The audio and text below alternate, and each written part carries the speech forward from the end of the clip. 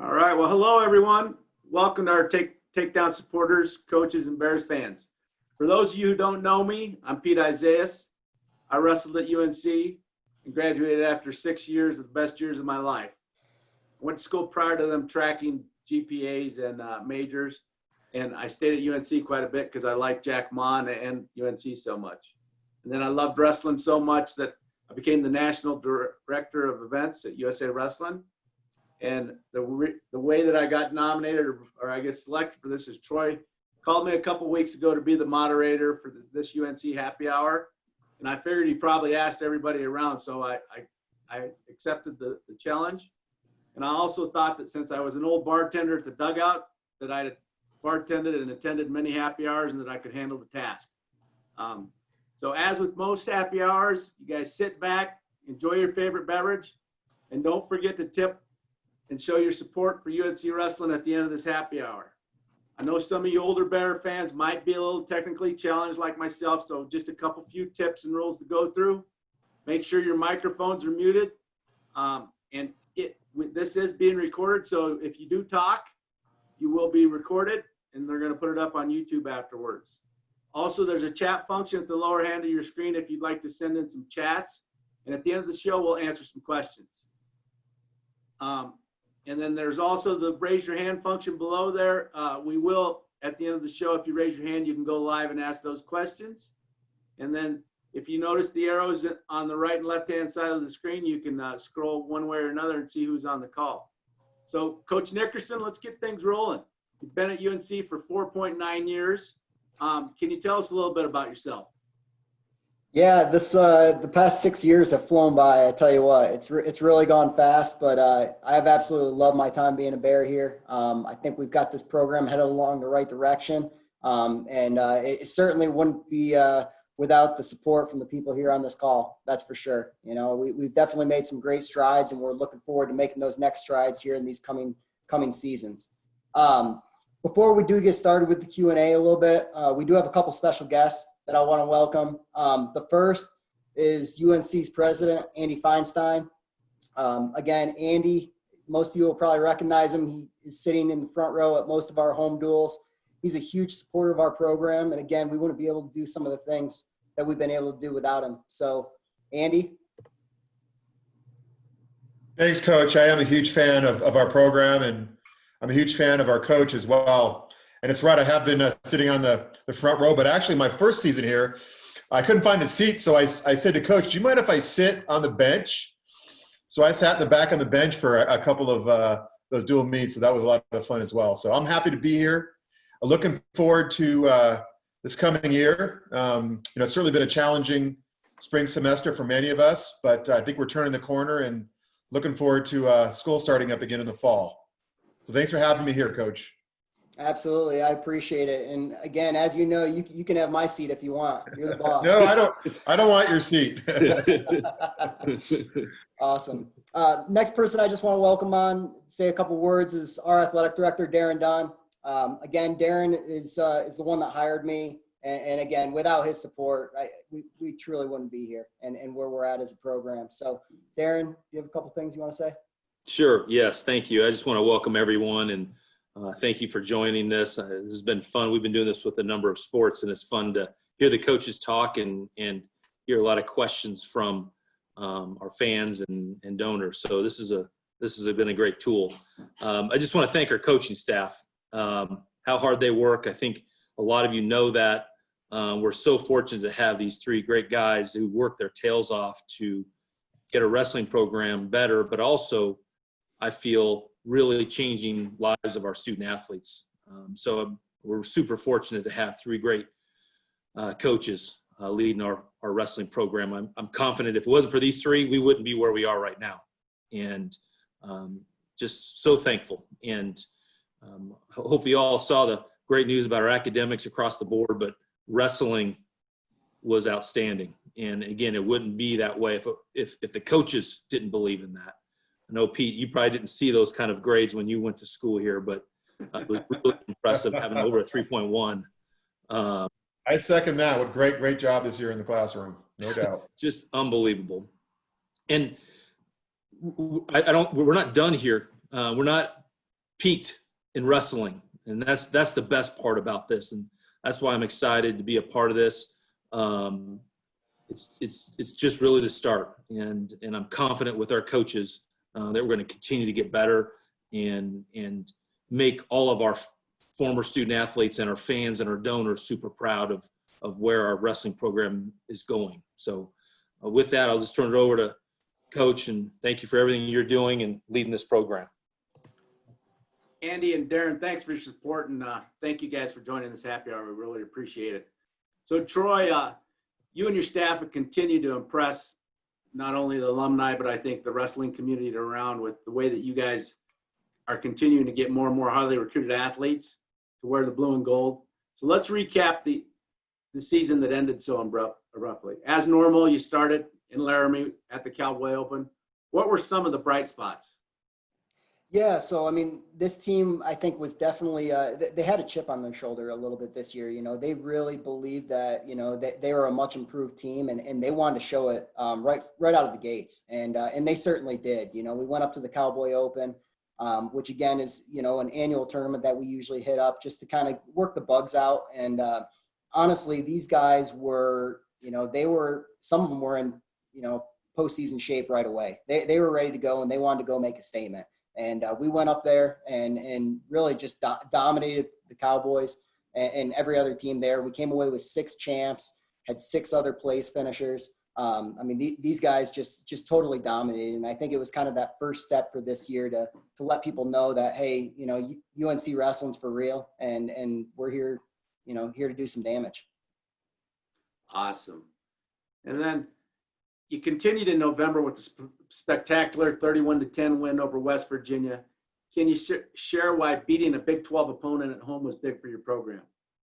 Yeah, I mean, I think it was big in a lot of ways. It was again, the first chance that a lot of our fans got to see this team, as a whole. Obviously we had a couple of outstanding true freshmen that were coming right into the lineup right away. There was obviously a lot of excitement from Greeley to see guys like Andrew Aliris on the mat for the first time. So being able to bring, anytime you get to bring a big premier program into your gym and beat the snot out of them, I mean, it definitely feels good. And, these guys, they started hot right out of the gate and just continued to dominate. So it was definitely good to get the season rolling that way. Great. Your Bears started 2020 by attending the annually tough Southern Scuffle.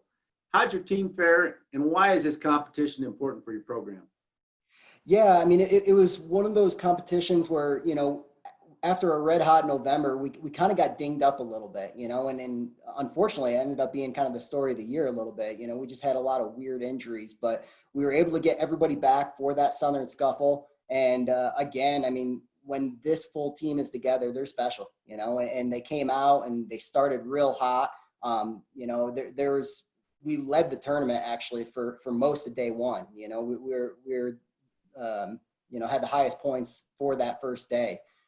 We ended up finishing 6th as a team, which was our highest finish ever. We were only a couple points out of being a top 4 team. So that was led by 2 finalists, Andrew Aliras and Dalton Robertson. I mean, with multiple other place finishers. I mean, these guys just, did an outstanding job of competing against, not only the best in the country, but against a lot of the national competition that they're going to see at the national tournament. And that's the big reason why we go to this event every year.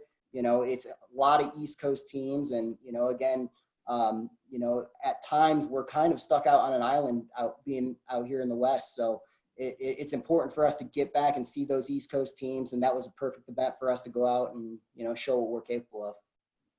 Great. And on this morning's prep call, there was something mentioned about the Clashing in the Commons. What is that? Yeah, so this was the first year we had the event. So it was something, that we kind of stole from a couple other different programs, but we really wanted to showcase our program in a unique environment. And I know as soon as the Campus Commons was built, that was the first thing that was on my radar. They built a beautiful performance hall in there. And I was, the first time I saw it, I was just like, this would be perfect for a wrestling event.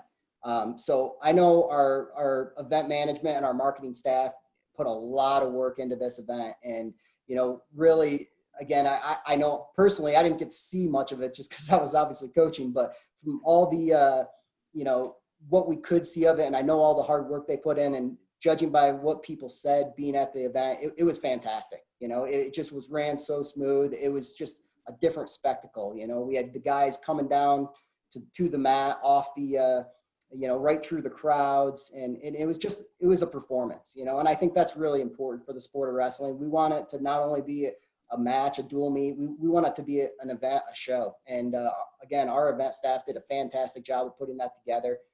That is certainly an event we're going to get back on the schedule here in the next years to come. Again, I think, I don't know if it only holds 660 people. So I don't know if it's an event that we want to keep on the schedule every year, but we're going to definitely continue to add that into our repertoire. Yeah, it's really great how wrestling's been able to reimagine themselves and create more and more spectacle events like wrestling in Madison Square Garden and Times Square, on ships, in parks, in stadiums. It's really nice to have wrestling really promote itself and flourish in that environment. So it never really seemed like your team was able to wrestle at full force or 100% healthy. As you entered the Big 12s, did you feel your team was ready to go, and how did the Big 12s end up? Yeah, we were. I think that was the first time that our team was back full force since the Southern Scuffle. We had everybody back in the lineup, and that was kind of the goal from the beginning. As I mentioned, we were dinged up a lot this year, and we really wanted to make sure that this team was ready to go in the postseason, because we knew that if everybody was there, we had something special. So we wanted to make sure everybody was healthy. We had some late injuries. We really, obviously we were in a rush to get guys back, but we really wanted to do it the smart way as well. So we got everybody back for that Big 12 tournament. We had our best team finish ever. We had 6 place finishers, which is the highest ever. We had 5 national qualifiers. And again, these guys just had an outstanding tournament. We had a finalist at the Big 12 tournament. These guys, they set themselves up for great seeds going into that national tournament. And, again, bearing unforeseen circumstances, I think we're primed for our best NCAA finish ever. Great. There are a few athletes in your program that I think some people are anxious to hear about. One of the guys that's really impressed me with his weight game plan is Dalton Robinson. My goodness, he wrestled 106 in high school, and now he's a local kid from down the road, and he's wrestling up at heavyweights. So I know that typically those kids that grow up wrestling the lighter weight athletes and flourish into somewhat of a man down the road can really build themselves into someone to watch out for. Can you tell us a little bit about Dalton?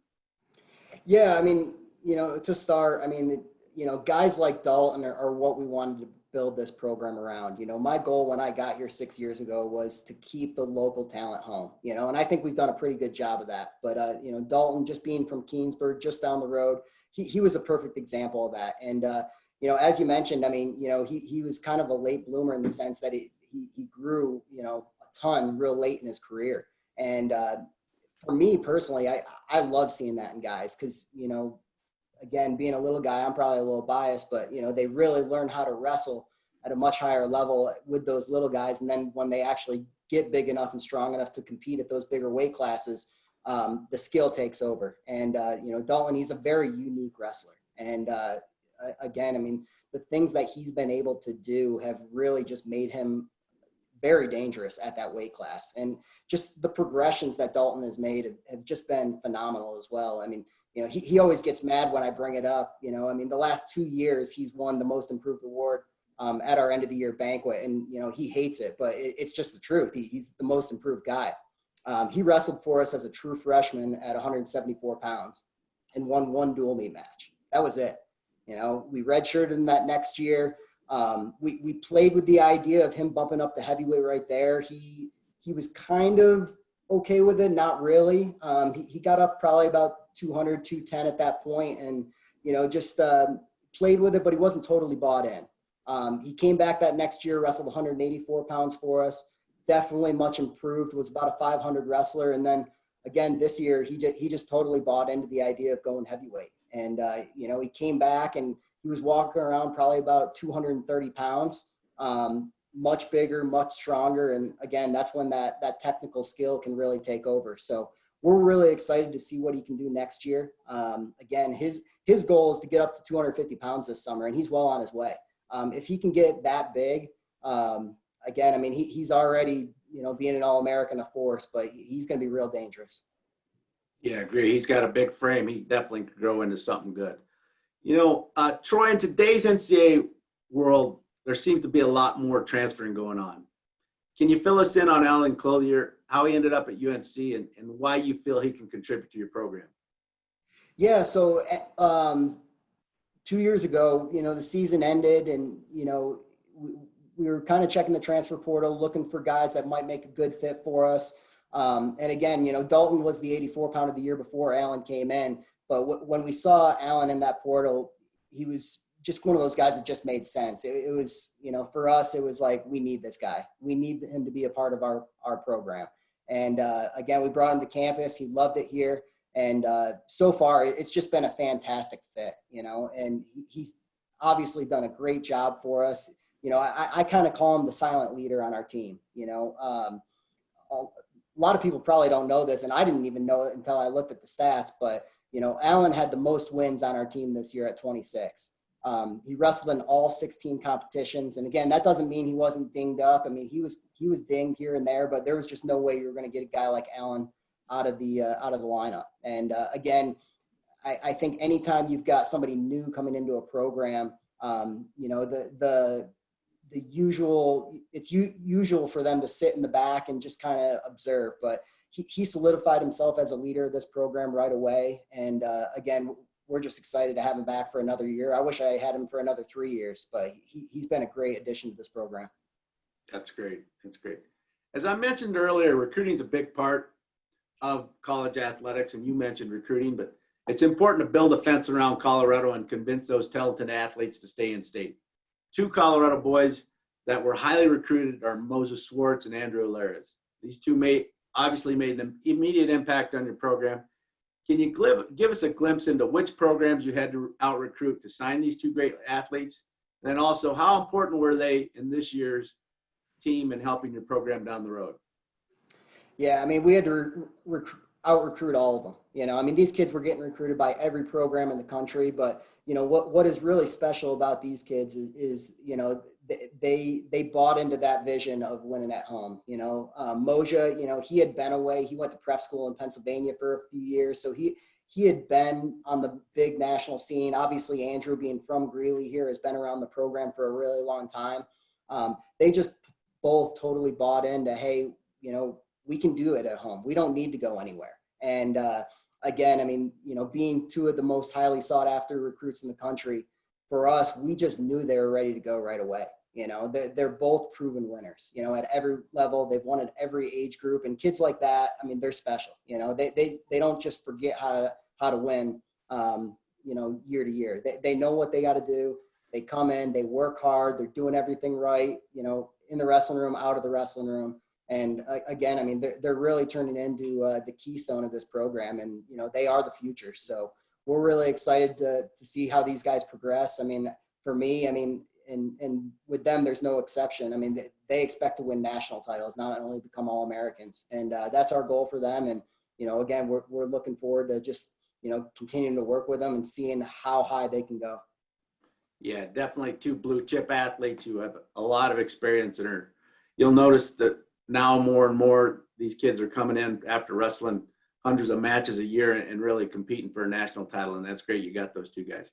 So it might have not been important during my generation, but in today's college environment, GPA and graduation rates obviously come first. So how's your team doing academically?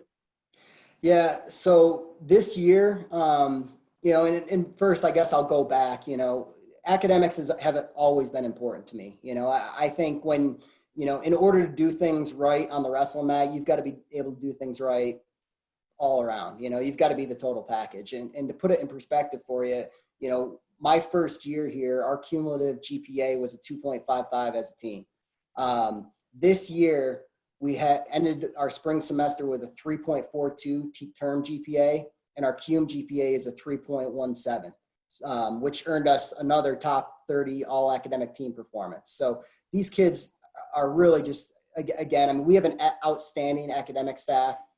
As a coaching staff, we put a ton of emphasis on the academics, but really I can't take the credit away from the kids. You know, we're bringing in the right kids. They know what's expected of them. It's important to them as well. And they're just doing a great job of being leaders on campus in the classroom. This is the third year in a row we've had multiple academic All-Americans on our team. This year, Jace Kelzer, Alan Clothier, and Jacob Seeley were all academic All-Americans. And again, I know we're going to have many more of those in the future. That's awesome. And, you know, it's really good because you hear the word culture thrown around quite a bit in athletics. And I think that's a big part of athletics is building that winning culture. And you really seem to be doing a good job. So we talked about the Big 12 championships and it being the highest team finish ever for the Bears. It appeared you guys were ready for a breakout performance at the NCAAs. And then the NCAAs obviously got canceled abruptly. Can you tell us where you were and what your reaction was when you first heard about the cancellation of the NCAAs? Yeah, it was a tough week for us. You know, I mean, obviously we were coming off a big high from the Big 12 tournament. We got home and, you know, started preparing for the national tournament. We got our draws, our seeds going into the national tournament that Wednesday. So guys were really starting to kind of lock in and prepare for what they had ahead of them. And again, it kind of seemed like as soon as we got those draws, everything that was on the Wednesday, seems like everything kind of went downhill from there. And you could kind of see things spiraling and you knew that, again, we were trying to stay positive and make sure that our guys were ready no matter what, but you could really see what was going to happen probably inevitably. And that Friday, you know, I'll probably never forget it. You know, it was about 3:00 in the afternoon and Coach Moreno and I were sitting in the office about 30 minutes before practice. And, you know, we got the Twitter notification that, you know, NCAAs have been canceled. And, you know, I don't even know if it really hit me necessarily right away. My first thought was about the kids, the student athletes, you know, and I knew they were all down in the training room at that point because we were only 30 minutes out from practice. So we rushed down there right away. And, you know, again, by the time we got there, they had already seen it too because they were following it on their phones. And, you know, you could just see the disappointment, you know, their dreams had just been kind of taken away from them. So that was definitely a really hard day. To add to that, you know, I mean, we had recruits on campus that weekend. So Coach Kiley was actually in the car bringing a couple of recruits up to campus. So it was definitely very somber and, you know, a very interesting weekend to say the least. But, you know, immediately as soon as it happened, you know, we made sure those guys going in the national tournament, you know, explained to them kind of what was going on, made sure they were doing okay with it. You know, it was very tough because there, you know, in that immediate moment, there's not much you can really say to them. So, you know, we kind of let it sit for a day or two after we had a team conversation and followed up with them individually. And the reason we had to do that was because it was spring break as well. So again, I mean, just the timing of it all was just, you know, multiplying on top of itself because not only was everything canceled, we weren't around the guys anymore. They were gone on spring break. And, you know, again, these guys at that point didn't know what to do. You know, most of them just went home. So once we got back on campus, we definitely met. And then, you know, obviously we went remotely for school as well. So it was definitely an interesting time. Yeah, just a terrible disappointment for those athletes that couldn't compete. You know, this pandemic's affected the entire world. During the first couple of weeks, I think everybody was just spinning. What were the initial weeks like for your program? And what support and direction were you giving your athletes? Yeah, so again, I mean, once we went remote from an academic standpoint, you know, I'd say probably 50% of our guys were still in Greeley, 50% went home. So it was just, you know, trying to do, you know, Zoom calls like this, trying to talk to the guys individually, making sure that they're staying on top of their coursework. Again, you know, a lot of them were still bumming about the end of the season. So, you know, just talking about those controllables and what you can control and what you can't control. And again, I think obviously, I mean, judging by our GPA, guys really locked in. They did a great job. We all know how hard it is to, you know, try to work from home and trying to find a new schedule and, you know, really stay motivated. So these guys did an excellent job of it and finished that school year off strong. Since, you know, they've been working their summer jobs, doing their internships, and they're trying to train as much as they can. I know our guys are certainly getting antsy. Some of them have better training situations than others. A lot of them are having to get creative with their workouts. Good news for us, starting July 1 here, we're going to be able to get back in the weight room, it looks like, as long as everything continues to go as is, which, again, adding that structure is going to be huge back for our team. And then, with our local sports club and our regional training center, hopefully in the near future, we can get that started and up and rolling again as well. Great. So who gained the most weight? Who gained the most weight? So, I mean, again, Dalton's definitely up there because he slimmed down a little towards the end of the season. But other guys that are getting bigger right now, Brody Lamb is certainly one of them. I'm a contender, Coach. Andy's up there with him. I got the COVID-20.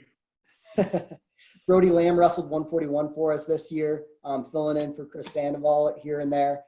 Brody, he's planning on making the jump up to 57 for next year. So he's putting on a ton of good size. But I'd say probably Brody's the one that's challenging Dalton the most. Awesome. And there's been some videos around that I've seen from different programs, some athletes that were, when they were in the shelter in place, just some different lifting things. What resources were you providing your athletes, and did your athletes do a good job, you think, of staying in shape? Yeah, so Coach Moreno's done a great job of, providing, sample workouts for these guys, things that they can do on their own, whether it's just, from a wrestling stance, the stance motion, or, trying to watch more film, being a real student of the sport, just doing, everything you can. And kind of my message to them has been, we can't get on the wrestling mat right now, so focus on what you can focus on, which is getting bigger, stronger, working on your conditioning, not worrying about overtraining at this point because obviously summer competitions have been canceled as well, which we planned on taking part in. So really just doing everything you can to exhaust yourself and worrying about getting quicker and stronger. And they've done a great job of that. Our strength coach, Jeff Butler, has provided the guys with workout plans for, they've got plans for, hey, if you have weights, here's your normal plan. If you don't have any weights and all you can do is body weight stuff, here's your plan. So we've really had a lot of great resources to be able to keep these kids on track and moving forward. That's great. That's great. You mentioned you're getting back to work July 1 on campus, and COVID's kind of been hashed out over and over, but can you just share maybe some of your protocols or guidelines that you're going to have for your athletes for those who might not know? Yeah, so I mean, I think we're still working through a lot of them. Our fall sports came back earlier this week. So for us, it's going to be a lot of learning from them, kind of what we can do and what we can't do. We're going to be working on, doing wellness checks every day when the guys come in, just making sure they stay safe, coming in through one entrance, taking their temperatures, making sure, that they are healthy first and foremost. That's obviously the main concern. In the weight room, they're probably going to be wearing masks in the short term here while we get things continue to get figured out. But just doing everything we can to stay safe. I mean, that's obviously the biggest priority. Well, while there's a rush to get back to work, if one, I mean, as close as these guys are, I mean, if one gets sick, you can probably count on more than one getting sick. So we really want to make sure we avoid it as much as possible and, just stay within the guidelines of what we're supposed to stay healthy. Great. So they say every smart man has a great wingman, and you're fortunate to have a few. But let's hear from Garett Kiley. Garett, can you tell us a little bit about yourself and what brought you to UNC? Yeah. So, I previously worked at Iowa State with Coach Nickerson and Coach Moreno. So I already had a connection to these guys in this program. Obviously, I'd been watching from afar after I had left Iowa State to go coach somewhere else for a couple of years. I was seeing what these guys were doing out here, what they started building up. Obviously, I have a really close relationship with both Troy and Mike. So when the opportunity came up and there was an opening at UNC, it was a no-brainer for me to come out and want to be part of this and just kind of help them get this ball rolling. Great. So, Garett, looks like the Bears graduated 3 seniors off your roster. So the makeup for next year's team shouldn't change much. And you guys had a big recruiting class. You're expected to add 13 athletes to the room next year. Can you give us a preview of what next year's potential lineup might look like? Yeah, I think, obviously it's great. We've got a lot of strong wrestlers returning, obviously, when you've got 6 guys that have wrestled in the national championships before and 3 guys that were honorable mention All-Americans. There's obviously some guys that are gunning for those spots. There's a really strong team already in place. I think one thing for us this year that's different for maybe the first time is we have a ton of depth, and we have really good depth on the team where you're going to see a lot of roster battles. You're going to see guys really fighting and scrapping just to get into the lineup.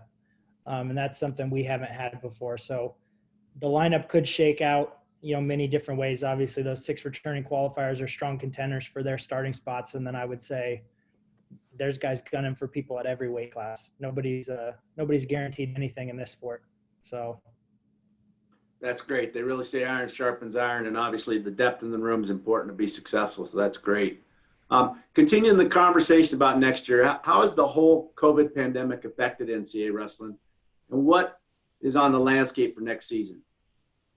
Yeah, so we're still kind of working through kind of some contingency plans. Obviously, things are still up in the air a little bit with how things may turn out. Big thing with us, I think that is a positive. At our Big 12 conference meetings, amongst all the rest of the coaches, we've all agreed to keep our Big 12 scheduling normal. So, again, if we, certain schools are having to make certain cuts and sacrifices and whatnot, for us, all of our Big 12 competition is going to be the same. As far as the national championships go and how that's looking, again, I think it's still early on to tell what's going to happen. Right now, the Coaches Association is petitioning the NCAA for a potential 1-year waiver to move to a 1-semester sport. That is something that we are trying to push through. We've been actually trying to push it through for a few years. With everything that's going on with the pandemic, personally, I think it's a great year to try it and see if it's something that could work. If you had to ask me, is it going to happen? Is it going to happen? I don't know, to be honest. I would lean more to say we're probably going to stay as normal with the schedule. But again, depending on how everything shakes out, we could change that. Great. So with the success your program's had in the last couple of years, your summer camps have really taken off. Can you tell us, is there a chance for summer camps in 2020? Can you give us a little update? Yeah, as you said, our camps have really, taken a huge step. When I got here, we really had no base, no foundation. So we were starting from scratch, really. And, last year, we had 20 teams on campus for our team camp from 9 different states. We've had over 350 kids on campus during the summertime for our camps. So it's really been a great resource for us for not only just recruiting student athletes, but just getting students to campus, and just getting people here to see what UNC is all about.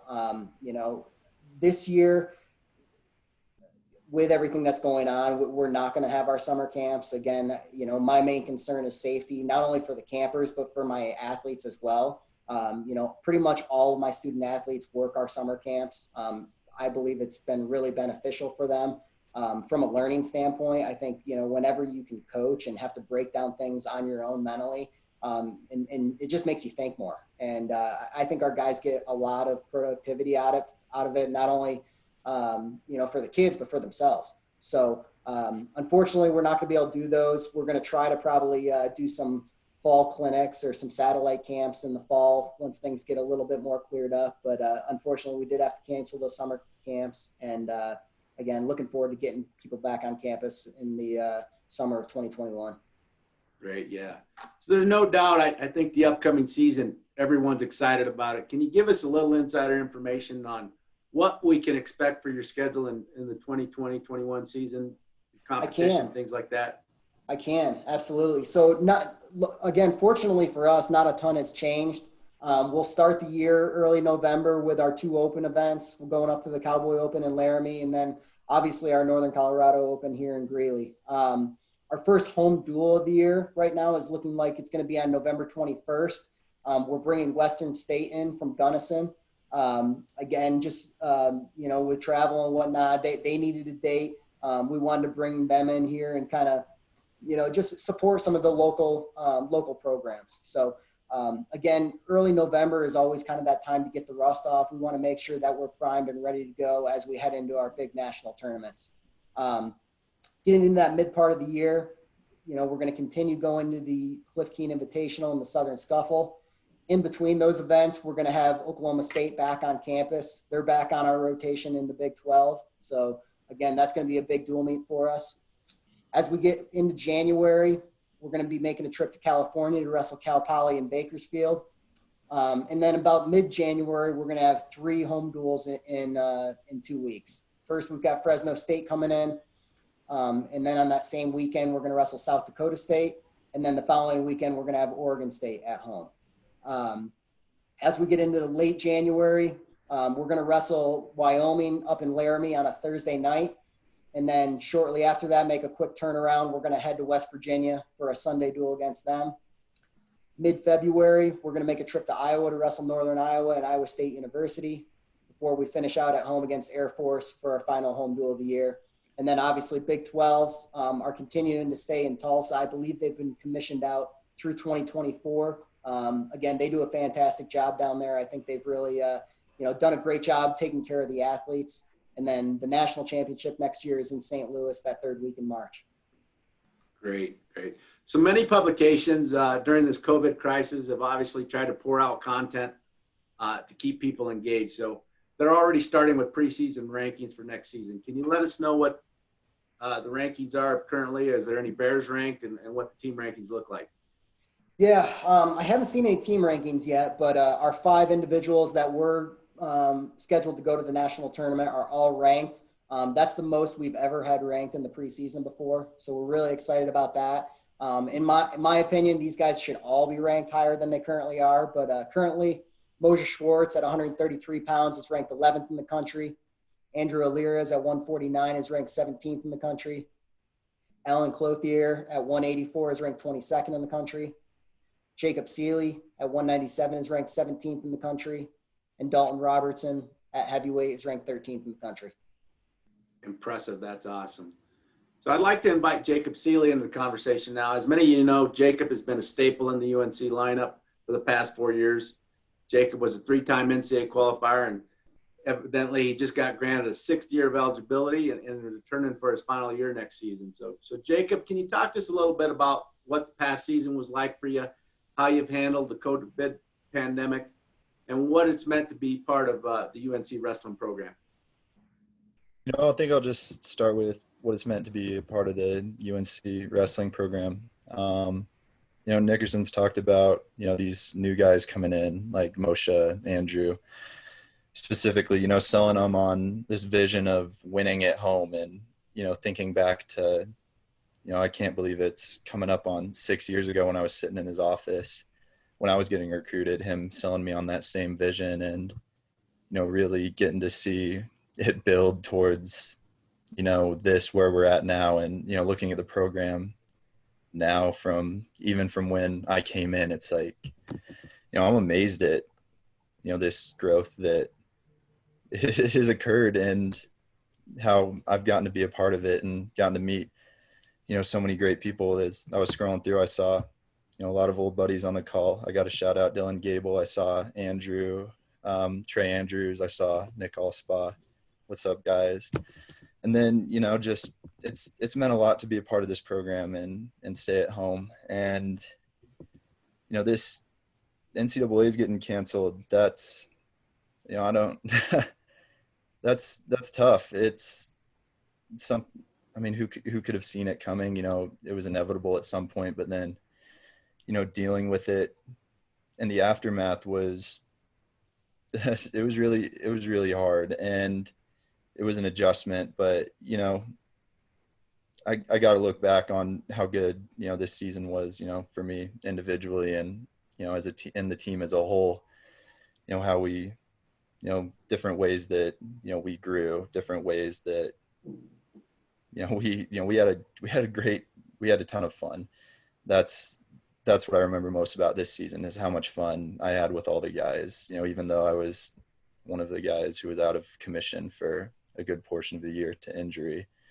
So, looking back, I'm still grateful for the year that we did have. And I'm really sad that we didn't get to go to NCAAs because I do feel that we were all poised to make an unprecedented run.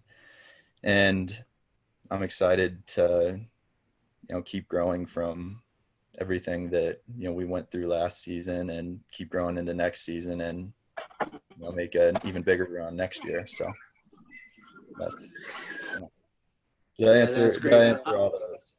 I'm sure your leadership and your maturity is going to really help those young guys coming in, and they'll really look to you for leadership to be successful, and wish you the best of luck on obtaining your goal of being on the podium next year.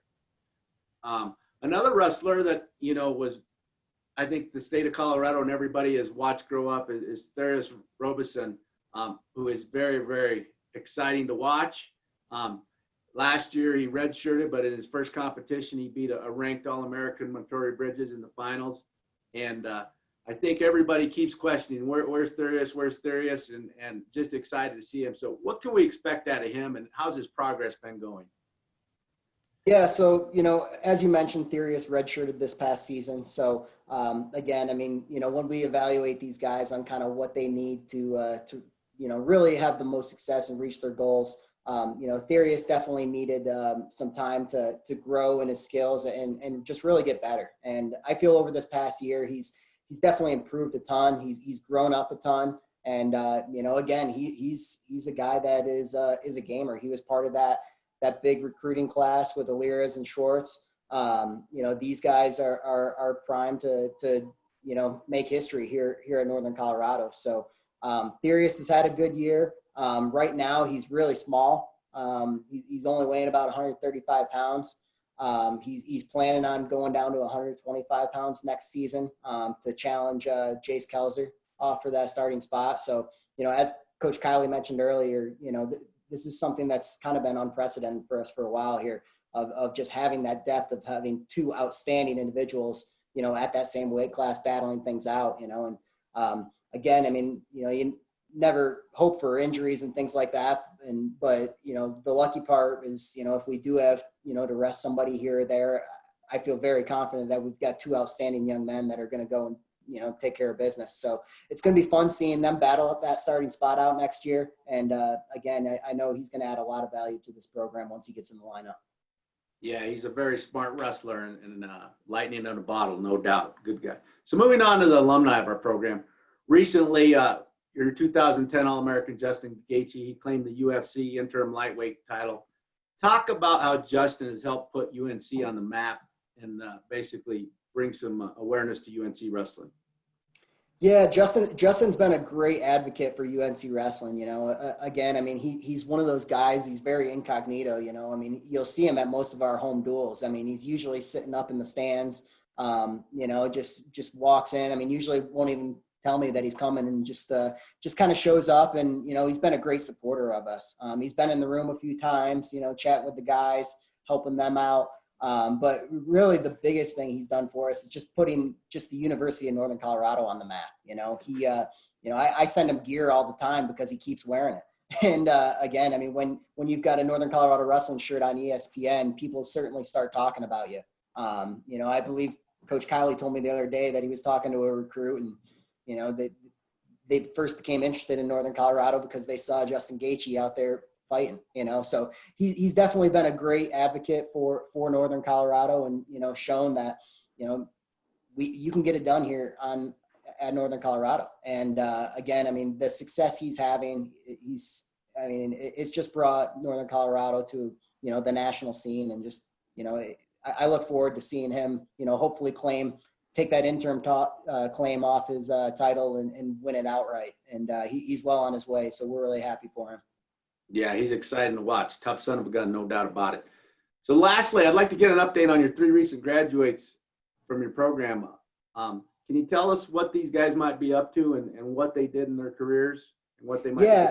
Absolutely. The first one I'll talk about is Seth Bogolski. Seth graduated this year in 4 years from our program. Seth was in our starting lineup for 3 years for our program. And again, I mean, you know, whether people know or not, I mean, Seth started wrestling in high school his freshman year. So he really, he's one of those guys that when you look back on their career, I really believe he got the most out of it. You know, he's one of the hardest workers in the room every day. He's got a great attitude. And again, I mean, you know, as he always says, it's a great day to be a Bear. He really embraces that, you know, fully and foremost. So Seth landed his dream job. He was PE major. He got a PE teaching job and a coaching job at Overland High School. He's really excited to start that next journey in his life. And again, I know he's going to have a ton of success and really, you know, really do a fantastic job of leading our youth. Sean Cannon also graduated from the program. Sean was a fifth-year senior this year. Right now, Sean's looking at multiple opportunities for what he's going to do. He's had plenty of offers for sales jobs and marketing jobs. Right now, he's trying to find out which the best one is that's going to fit him. But Sean is an outstanding young man. He really gets, you know, gets what it takes to succeed in life. And I know he's going to absolutely kill it. And again, I mean, if anybody's in sales, you know, and wants to hire him, you better scoop him up quick because he's not going to stay out there long. And then our last was Austin Matthews. Austin joined our program this year for the first time as a graduate student. He started his grad degree in sport coaching. He's actually going to be back around us this next year. He's going to be finishing up his grad program. He's going to be around the program even more. And although his career didn't end the way he wanted to, he's got a ton of insight that he can definitely help the rest of our younger guys, you know, with redefining their skills. He's a 3-time national qualifier, you know, so again, I mean, all 3 of these guys have been huge to this program. And again, we're looking forward to seeing what they can do in the future. That's great. It's nice to get those educators that wrestled in college back into coaching at the high school level, no doubt about it. So as your program continues to rise, you guys have made some very great improvements in your facilities. I'm excited to go take a look at a few of those, but can you tell us a little bit about what's next on your list?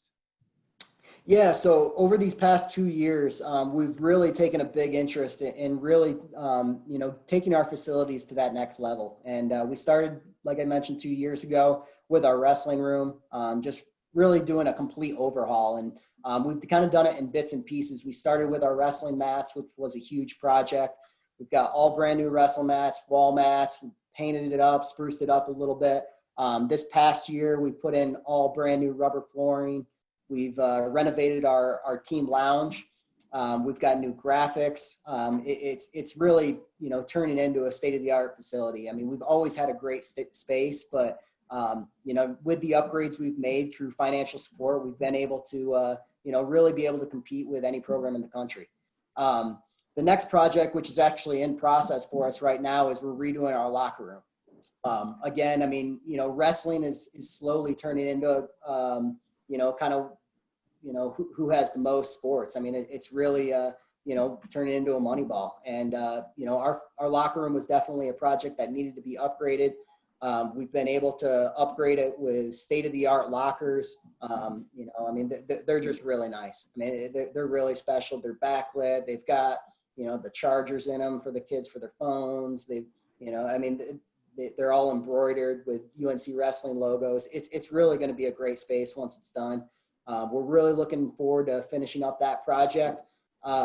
It's probably looking to be completed sometime next month, probably at the end of next month. And then from there, I mean, really for our wrestling facilities, I mean, they're really going to be completed at that point. So again, once we get done with those, it's just about putting the work in and getting it done. Yeah, there's no doubt about it. The brick and mortar arms race is definitely alive and thriving. I couldn't believe I was at a college and I went into the locker room and they had a pool table. So do you plan on getting a pool table in the locker room? We don't have a pool table, but we do have a foosball table in our student athlete lounge. So Great. So as an alumni myself, and being in a nonprofit, I really understand the importance of giving back and stewardship financially to any program that you've been involved with. Can you tell us what your needs are for the next upcoming season and the next year? Yeah, absolutely. You know, so I mean, one one of the goals kind of when we started our locker room project, the way kind of I envisioned it was we really wanted to, for me, I believe in history and knowing where you came from and who's been there before you. And, so one thing we really want to do is, we really want to take each individual locker. There's 30 lockers in our locker room, and we'd really like to name them, after donors, supporters, alumni, people that have been around this program. And so those lockers cost about $2,500 each. So certainly if anybody's interested in donating one of those lockers, we would certainly be appreciative of that. Our other big needs, you mentioned recruiting. We've been doing an excellent job recruiting so far. My staff is tirelessly working day in, day out to bring the best kids into this program. In order for us to go and, make sure we get these kids, we have to go out and see them. We have to bring them to campus. We have to go out and watch them compete. There's a lot of work that it takes to get these kids committed and get them to be UNC Bears. So recruiting is always a big need for us. We talked about our incoming roster next year. So we've actually increased our roster size from 30 to 35 going in next year. As far as uniforms go, apparel, we really try to outfit our guys the right way. We want them to be looking sharp. We want to make sure that, when they're out in the community, people see them wearing UNC wrestling apparel. We want to make sure that our presence is known here in Greeley. So with that additional roster slots, we definitely have a need for extra uniform budget. And then, again, our travel budget. We're always looking to get the best competition available. And in order to go to those places, we need to sometimes pay to get there. And, the tough part that makes dual meets especially really challenging from time to time is being able to bring enough guys to have options. And with the depth that our program finally has, we have that ability to kind of, move guys around and make sure that we're doing the best job we can to win dual meets. So the more guys we can travel to those events and making sure that we're seeing the right teams at the right places is going to be huge. That's great. That's awesome. Well, that's all the questions I had. I'm looking in the chat a little bit. I think we've only got one. George Thompson's picking up the tab. Everyone, please send your bill for the happy hour to George Thompson. And then feel free to raise your hand and ask any question if you'd like. I see George has asked about some of our incoming recruits for the fall. Coach Kiley, do you want to kind of touch on everybody that we've got coming in and what we've got going on here?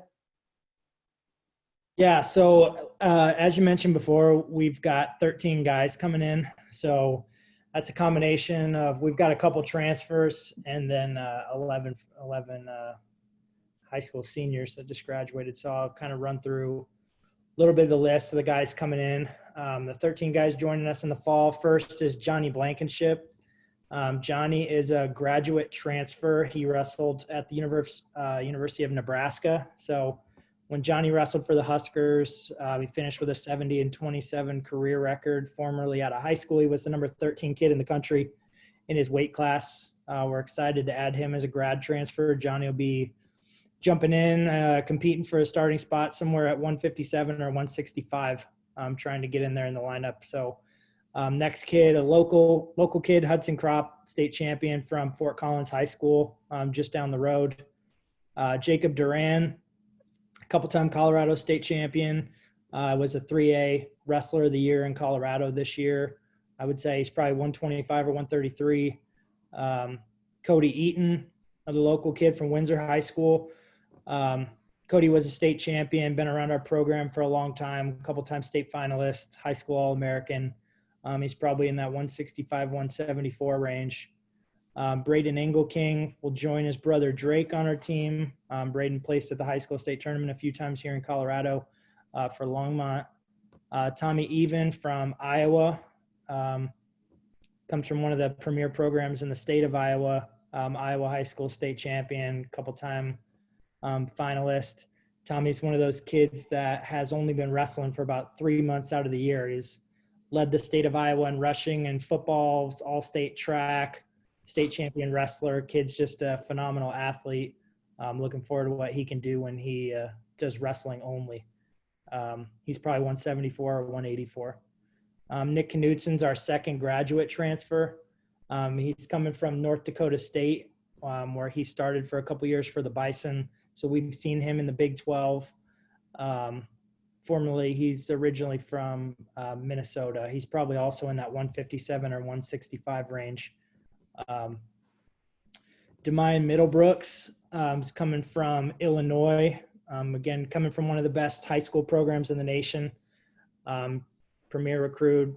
He was a top 200 pound for pound kid in the country this year, coming out of high school, ranked in the top 20 nationally at his weight class. Demian is going to be a 197 pounder. So big guy coming in. Emmanuel Munoz Alcala, he's a Greeley kid, University High, couple times state champion heavyweight, staying here in town. Damon Pape, Hastings, Nebraska. Damon's another kid, top 150 pound for pound recruit in the country, ranked in the top 15 nationally at his weight class. He's projected at 184 pounds, multiple time high school All-American. Cade Rockwell is from Ray, Colorado. He won a couple of Colorado state titles, was in the finals 3 times. His twin brother Cole is also joining us. Cole was a 3-time Colorado state place winner, a couple local guys joining the lightweights. And then Josiah Whaley from Valley High School, another local guy. Josiah won a couple state titles, high school All-American, really probably one of the most underrated recruits in the state of Colorado coming in. And then just as far, that kind of finalizes coming in 2020. I mean, we can't talk specifics on 2021 or say any names, but we've already gotten 4 commitments. We've got commitments from 4 of the top 150 pound for pound recruits in the country in the class of 2021 already. So, we had a top 5 recruiting class in the country last year, brought in a couple kids in 2020. We're well on our way to another top 10 recruiting in 2021. And Monday we were class of 2022. So if just the way things are going, we're happy with where those conversations are at, and we feel like it's going to be another great recruiting class for us. Just trying to keep this ball rolling, get the right kids here. That's great. Sounds like you guys are doing a fantastic job. I don't know who your closer is up there, but they need a little pat on the back. So definitely good job, guys. Anybody else got any questions? Well, I just want to say thanks for having me. I really appreciate having a chance. And Troy and you guys, I hope that we can do some more of these throughout the season, things like that. I think staying engaged with the alumni and things like this are really great ways to offer that using technology. And then Troy, you have any closing remarks? Yeah, I just want to thank everybody for their support, and just being on here and supporting UNC wrestling. As Darren said, this is just the start for us. I really believe, and I believed when I came here that we could turn this into something special. And, now that the ball is rolling, I believe more than ever that we can really do something special here. And we're well on our way. So your support means a lot.